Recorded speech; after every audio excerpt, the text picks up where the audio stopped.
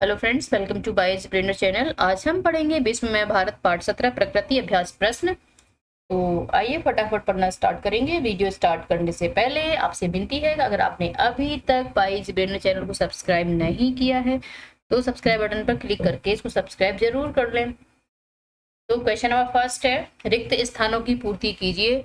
तो पृथ्वी पर कितने महासागर और कितने महाद्वीप हैं? तो भर देंगे। पृथ्वी पर 5 महासागर और 7 महाद्वीप हैं। 5 महासागर कौन कौन से हैं आपको पता होना चाहिए। हिंद महासागर, प्रशांत महासागर, अटलांटिक महासागर और आर्कटिक महासागर, और एक और कोई और होंगे। अब महाद्वीपों की बात करें तो 7 महाद्वीप हैं। एशिया, अफ्रीका, अमेरिका, ऑस्ट्रेलिया, है ना, यूरोप। तो इस तरीके से 7 महाद्वीप हैं हमारे। तो कुछ मेन महाद्वीपों के नाम आपको पता होने चाहिए। संसार की सबसे लंबी नदी नील नदी है, जो कि अफ्रीका यानी अफ्रीका कॉन्टिनेंट यानी कि अफ्रीका महाद्वीप में बहती है। हिमालय पर्वत का विस्तार जम्मू कश्मीर राज्य से अरुणाचल राज्य तक है। तो बेसिकली अब जम्मू कश्मीर राज्य, आपको पता है कि जम्मू कश्मीर आपका राज्य ना होके यूटी बन गया है, यानी कि केंद्र शासित प्रदेश बन गया है। ठीक है। नेक्स्ट है, भारत में कितने राज्य और कितने केंद्र शासित प्रदेश हैं? तो भारत में 28 राज्य और 8 केंद्र शासित प्रदेश हैं। मूव करेंगे अगले क्वेश्चन पे। नीचे लिखे वाक्यों के सामने सही या गलत का निशान लगाएं। तो पहला है, प्रायः पठार का ऊपरी सतह कैसा होता है? उबड़ खाबड़ होता है। तो बिल्कुल सही है ये। नेक्स्ट है, प्रशांत महासागर पृथ्वी के आधे भाग पर फैला है। ये गलत है। राजस्थान में सदाबहार वन पाए जाते हैं। ये भी गलत है। राजस्थान आपका भारत का एक राज्य है जहां पर सदाबहार वन न जा पाकर कटीले वन पाए जाते हैं, क्योंकि वहां पर बारिश बहुत कम होती है और वहां पर गर्म बहुत रहता है और वहां पर रेत बहुत ज्यादा होता है, इसलिए वहां पर कटीले वन पाए जाते हैं। तो ये गलत हो जाएगा। पतझड़ वन शीत ऋतु के अंत में अपनी पत्तियां गिरा देते हैं। तो शीत ऋतु यानी कि सर्दी में, पतझड़ मतलब जो पत्ते झाड़ देते हो, गिरा देते हो। तो ये सही है अपना, इसको सही लगा लेंगे। चलेंगे अगले क्वेश्चन पे। सही जोड़ा बनाइए। तो भारत के राज्य की उसकी राजधानियां दी गई हैं। तो पहली बात तो आपको राज्यों की राजधानियां जो आपकी बुक में दी गई हैं वो आपको याद होनी चाहिए। तो मध्य प्रदेश की राजधानी होती है भोपाल, तमिलनाडु की चेन्नई, हिमाचल प्रदेश की शिमला होती है, असम की दिसपुर होती है। वैसे तो ये असम था लेकिन अब इसको असम कर दिया गया है, तो असम की राजधानी दिसपुर होती है। ठीक है, इस तरीके से हम इनको मिला लेंगे। इनका जोड़ा बन गया है सही से। नेक्स्ट क्वेश्चन पे चलेंगे। निम्नलिखित प्रश्नों के उत्तर लिखिए। विश्व के मानचित्र पर पड़ोसी देशों को प्रदर्शित कीजिए। तो विश्व मतलब होता है पूरे वर्ल्ड का मैप जो होता है उसको लेकर उस पे आपको भारत के पड़ोसी देशों को प्रदर्शित करना है। तो करेंगे। तो पहले तो भारत के पड़ोसी देश देख लेते हैं कौन कौन से हैं। अफगानिस्तान है, नेपाल है, बांग्लादेश है, भूटान है, म्यांमार है, चीन है और पाकिस्तान, श्रीलंका और मालदीव है। तो ये कुछ देश हैं जो भारत के पड़ोसी देश हैं। अब इसको हम मानचित्र पर देखेंगे। कैसे देखेंगे? तो ये हमारे भारत का नक्शा है जो ऑरेंज कलर में आपको दिख रहा है, जहां मेरा पॉइंटर है, ये पूरा भारत का हिस्सा है, ये पूरा भारतवर्ष कहलाता है। ठीक है, इस तरीके से ये पूरा भारत का है। ये नेपाल है आपका, इस तरीके से ये वाला, है ना। इस तरीके अब हम देखेंगे भारत के पड़ोसी देश कौन कौन से हैं। एक तो अफगानिस्तान हो गया, पाकिस्तान हो गया, चीन हो गया, नेपाल हो गया, भूटान हो गया, बांग्लादेश हो गया, म्यांमार हो गया, श्रीलंका हो गई और इधर होता है आपका मालदीव। मालदीव इसमें थोड़ा सा नीचे की साइड होता है। तो ये भारत के पड़ोसी देश हैं। जैसे हमारे पड़ोस में लोग रहते हैं जो हमारी बाउंड्री को, घर की बाउंड्री को छूते हैं, टच करते हैं, ये हमारे आसपास के जो लोग होते हैं वो हमारे पड़ोसी लोग कहलाते हैं। इसी तरीके से हमारे देश के भी पड़ोसी देश होते हैं जो हमारे पड़ोसी देश कहलाते हैं। तो इनके बारे में आपको पता होना चाहिए। तो ये वर्ल्ड का मैप है जिसमें ये नीचे आपका क्या दिया गया है, ये आपकी बंगाल की खाड़ी है। ये क्या है? बंगाल की खाड़ी है।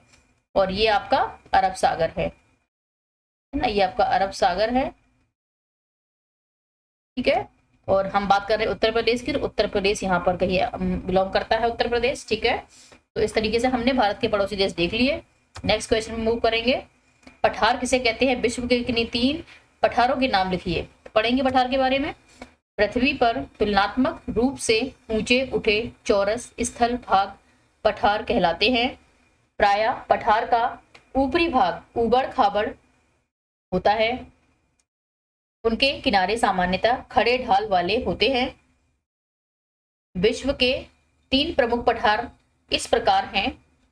पहला है आपका पामीर का पठार, दूसरा है तिब्बत का पठार, तीसरा है दक्कन का पठार। तो जो तिब्बत का पठार है, इसे विश्व की छत भी कहा जाता है ना। और दक्कन का पठार तो आपको पता है कि ये भारत में पड़ता है ये। नेक्स्ट चलेंगे नेक्स्ट क्वेश्चन पे।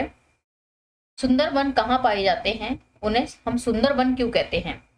तो लिखेंगे इसका उत्तर, प्यारा सा उत्तर है इसका, समुद्र के किनारे दलदलीय भागों यानी जहां बहुत ज्यादा कीचड़ पानी जैसा दलदली हुआ भाग होता है, नदियों के डेल्टा में यह वन पाए जाते हैं। इन वनों का सर्वाधिक विस्तार पश्चिम बंगाल में है। सुंदरी नामक वृक्ष की अधिकता के कारण इन्हें सुंदरवन के नाम से जाना जाता है। यानी वहां पर क्या होता है, एक सुंदरी नामक पेड़ होता है जो बहुत ज्यादा होता है उस वन में, इसलिए इसका नाम सुंदरवन पड़ गया है। यहाँ पर बंगाल का टाइगर पाया जाता है जो बहुत फेमस है। तो हम देख लेते हैं एक बार को सुंदरी वन कैसा दिखता है।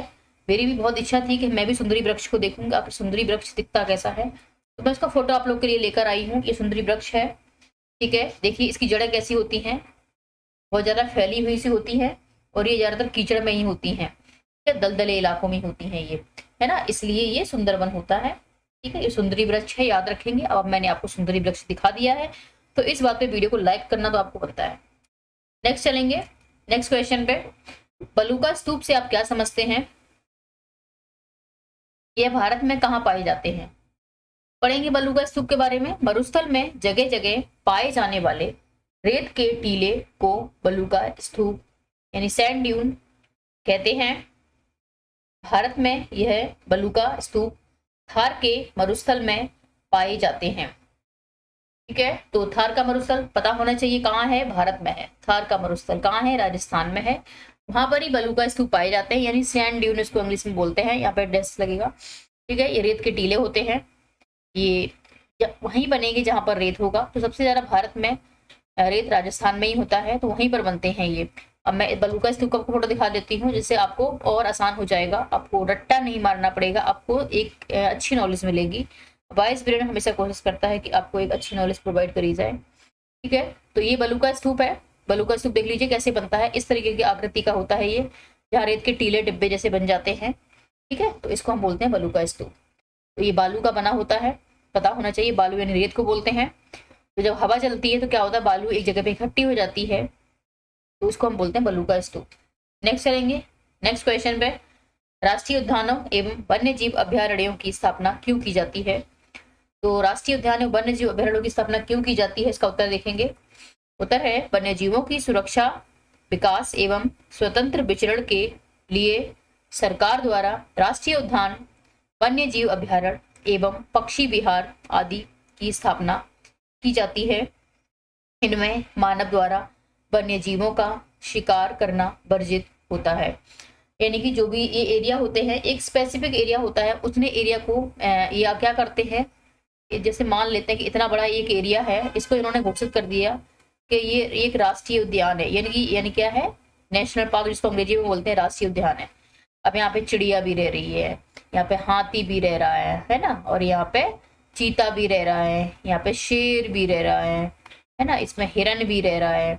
तो इसमें क्या होगा कि एक आदमी जाकर इस वाले एरिया के अंदर शिकार नहीं कर सकता, यानी किसी भी जानवर को नहीं मार सकता। अगर उसने इसमें रह रहे किसी जानवर को मारा और किसी को पता चल गया, गवर्नमेंट को पता चल गया किसी ने यहाँ पर यानी शिकार किया है, तो उस आदमी को क्या हो सकता है, उसको जेल हो सकती है, यानी उस पर केस चल सकता है, उसने उस आदमी को मारा, यानी उस जानवर को मारा।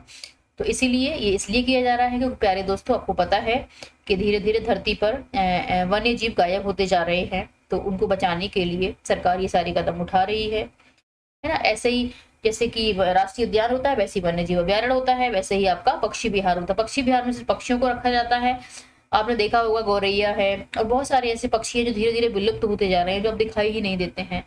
तो कहीं ना कहीं मानव ही इसके लिए जिम्मेदार है, यानी मनुष्य ही इसके लिए जिम्मेदार है। आप कोशिश करें कि आपके हाथ से कोई भी एनिमल या कोई भी जानवर ना मरे, ना आपके द्वारा उसको ठेस पहुंचे, ना ही किसी जानवर को कैद करके रखें। मैंने देखा है लोग बिल्ली को रख लेते हैं घरों में, है ना, कुत्ते को भी पालते हैं घरों में, है ना। उसके बाद वो क्या बोलते हैं उसको, चिड़िया ले आते हैं रंग बिरंगी, कबूतर पाल लेते हैं लोग वाइट वाला, है ना, और तोता पाल लेते हैं।